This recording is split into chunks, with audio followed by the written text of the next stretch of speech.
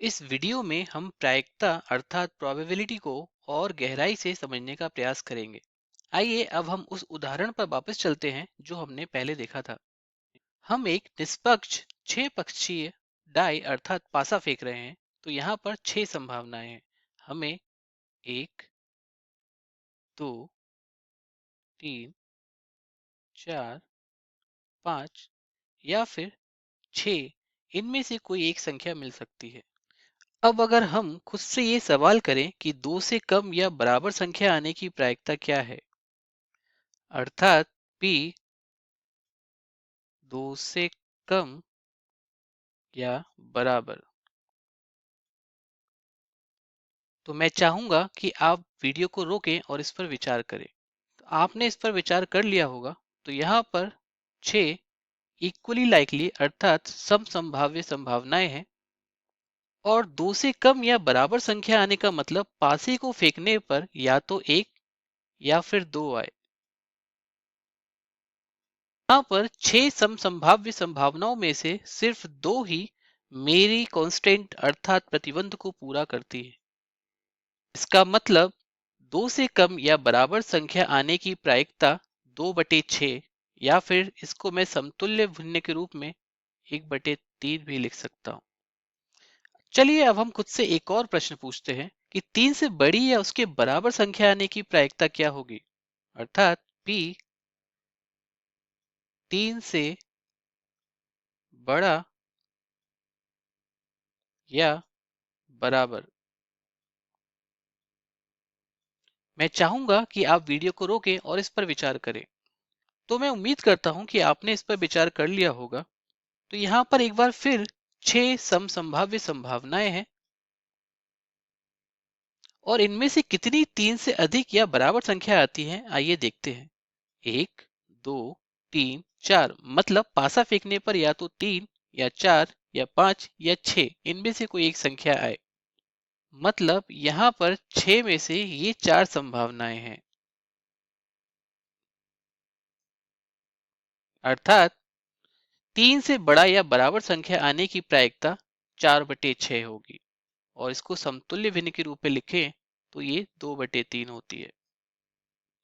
अब इसमें से मोर लाइकली अर्थात अधिक संभावना किसकी है, कोई ऐसी संख्या निकलना जो दो से कम या बराबर है या फिर तीन से बड़ी या बराबर संख्या का निकलना। तो आप यहाँ देख सकते हैं तीन से बड़ी या बराबर संख्या आने की प्रायिकता 2/3 है, जबकि दो से कम या बराबर संख्या आने की प्रायिकता 1/3 है।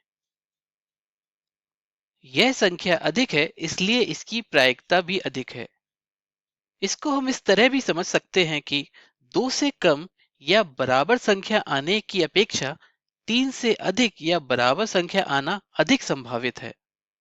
वास्तव में न केवल यह अधिक संभावित है बल्कि आप देखेंगे 2/3 1/3 का दोगुना है।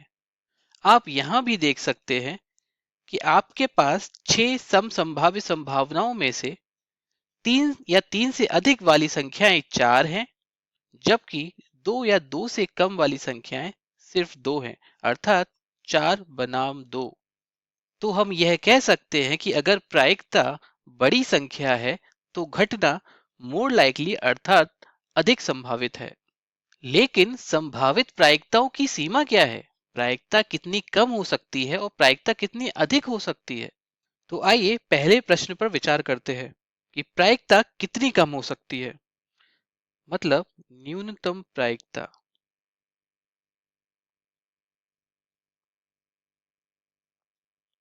तो किसी भी चीज के लिए आप कितनी न्यूनतम प्रायिकता की कल्पना कर सकते हैं।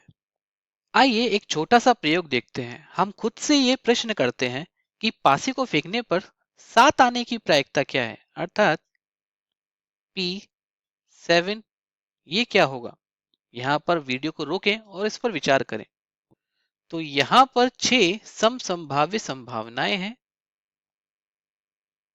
और इनमें से एक संख्या सात कितनी बार आ रही है। यहाँ पर तो इनमें से कोई भी संख्या सात नहीं है, मतलब सात लाना असंभव है। तो छह में से कोई संख्या सात नहीं है, मतलब कि शून्य। अर्थात हम कह सकते हैं कि प्रायिकता यहाँ पर शून्य है। तो अगर कोई कहता है कि किसी घटना के घटित होने की प्रायिकता शून्य है, इसका मतलब कि यह घटना असंभव है। मतलब दुनिया में ऐसा हो ही नहीं सकता। यहाँ प्रायिकता शून्य है, इसका मतलब कि यह असंभव है, असंभव घटना। अब देखते हैं कि प्रायिकता कितनी अधिक हो सकती है, अर्थात अधिकतम प्रायिकता। आइए इस पर विचार करते हैं। मान लीजिए हम पासा फेंकने पर 1 से 6 तक कोई भी संख्या आने की प्रायिकता ज्ञात करना चाहते हैं, अर्थात p कोई भी संख्या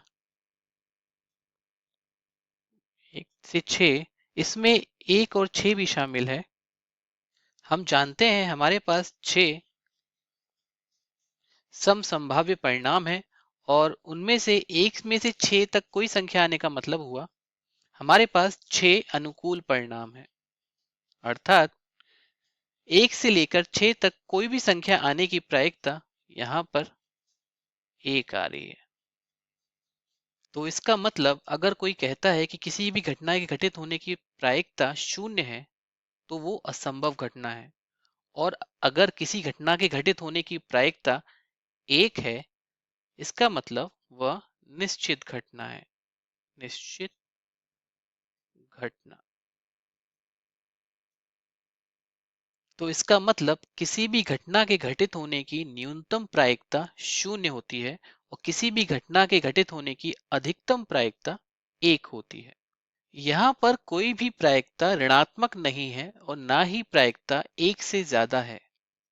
अब आप कहेंगे कि मैंने कई जगह 1 से बड़ी संख्या भी देखी है और मैं कहूंगा कि आप शायद प्रतिशत की बात कर रहे हो। तो प्रायिकता 1 को आप 100% भी लिख सकते हैं, दोनों एक ही बात है। यहाँ प्रायिकता 110% नहीं हो सकती क्योंकि 110% का मतलब है 1.1, जो कि असंभव है। यह बहुत ही दिलचस्प बात है। आपने कई बार किसी को यह कहते हुए सुना होगा कि अरे कुछ तो निश्चित रूप से होने वाला है या ये तो असंभव है। लेकिन यहाँ तक कि बहुत सी चीजें जिनके बारे में हम सोचते हैं कि वे निश्चित रूप से होने वाली हैं, वहां पर भी कुछ संभावना हो सकती है कि वे ना हो। उदाहरण के लिए आप किसी को यह कहते हुए सुन सकते हैं कि क्या प्रायिकता है कि कल सूरज उगेगा। आप कह सकते हैं यह तो सुनिश्चित रूप से होने वाला है, लेकिन आपको यह बात ध्यान में रखनी होगी कि कुछ प्रकार की विचित्र ब्रह्मांड संबंधी घटनाएं घट सकती हैं। अंतरिक्ष में किसी प्रकार का कोई विशाल ग्रह आकर पृथ्वी से टकरा सकता है या फिर उसको घूमने से रोक सकता है। कौन जानता है क्या हो सकता है। इन सब की संभावनाएं बहुत कम है, मैं तो कहूंगा बहुत बहुत बहुत कम है। लेकिन यह कहना कठिन है कि यह वास्तव में 1 के बराबर होगी। यदि मैंने कल सूर्योदय होने की प्रायिकता बताई होती, अर्थात p कल सूर्योदय होगा, तो प्रायिकता 1 कहने की बजाय मैं संभवतः कहता कि यह 0.9999999 और ऐसे बहुत सारे 9 में आगे लिख देता। मैं यह नहीं कहूंगा कि यहाँ पर 9 हमेशा दोहराया जाता रहेगा। वास्तव में एक दिलचस्प प्रमाण यह है कि यहाँ पर 9 का हमेशा दोहराना 1 के बराबर ही होगा, जो यहाँ पर थोड़ा विरोधाभासी है। मैं यहाँ कह सकता हूँ कि इसकी प्रायिकता बहुत अधिक है, परंतु यदि इसकी प्रायिकता बहुत अधिक है तो भी यह लगभग 1 होगी। लेकिन मैं यह नहीं कहूंगा कि ये पूरी तरह 1 होगी, क्योंकि हो सकता है कि कोई उल्का पिंड शायद पृथ्वी से टकरा जाए या कौन जानता है क्या हो सकता है। लेकिन इसकी प्रायिकता बहुत बहुत बहुत अधिक है कि कल सूर्योदय होगा। इसी प्रकार हम न्यूनतम की स्थिति में भी देख सकते हैं, जैसे कि इस बात की क्या प्रायिकता है कि मेरा पालतू कुत्ता शेरू एक महान उपन्यास लिख सकता है, अर्थात p शेरू एक महान उपन्यास लिखता है। शेरू कहीं बैठकर कीबोर्ड पर कुछ टाइप कर रहा है, लेकिन इसकी कुछ प्रायिकता है कि यह वास्तव में ऐसा करता है। कुछ प्रायिकता है कि ऐसा हो, इसलिए मैं इसे बहुत कम मानूंगा और मैं यह नहीं कहूंगा कि यह शून्य के बराबर है। यदि हमारे पास इनफाइनाइट अर्थात अनंत संख्या में शेरू हों जो हमेशा ऐसा करते रहें, तो कौन जानता है कि उनमें से कोई एक महान उपन्यास लिख दे। लेकिन अगर कोई एक शेरू उपन्यास लिखने की कोशिश करे तो क्या प्रायिकता है कि वह एक महान उपन्यास लिख सकता है? मैं कहूंगा कि यह शून्य के काफी करीब है, अर्थात 0.000000, और मैं यहाँ बहुत सारे शून्य लगाऊंगा, और किसी समय हो सकता है कि ये पॉसिबल हो, संभव हो। तो बिल्कुल असंभव नहीं, लेकिन असंभव के बहुत करीब, बहुत बहुत बहुत करीब। तो आज हमने क्या सीखा? जितनी अधिक प्रायिकता उतना अधिक संभावित घटना। सबसे कम प्रायिकता क्या है? वह है शून्य। सबसे अधिक प्रायिकता क्या है? वो है एक।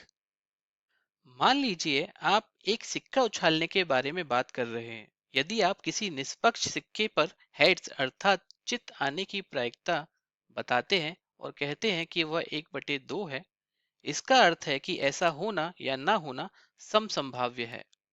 तो किसी भी घटना की प्रायिकता 1/2 से अधिक होती है तो वो मोर लाइकली अर्थात अधिक संभावित होती है, और यदि किसी घटना की प्रायिकता 1/2 से कम होती है तो वह लेस लाइकली अर्थात कम संभावित होती है।